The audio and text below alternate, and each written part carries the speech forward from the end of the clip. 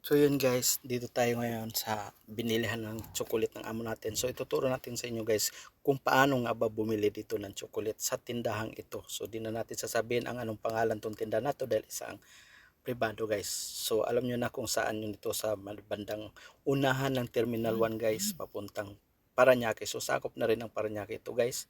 So ayan po, at kung ikaw po ay OFW, so ikaw ay makabili dito sa mga chocolate, kung ano-ano man gusto mong bilhin dito, may mga iba't ibang mga paninda dito guys. Lahat po ay mayroon dito guys. So yun po, at lalo na ikaw OFW at kailangan mo lang magpakita ng papel kung ikaw ay OFW or ikaw naman na galing sa abroad na nagbakasyon, at ipakita mo rin na patunayan na at galing ka sa ibang bansa na nagbakasyon.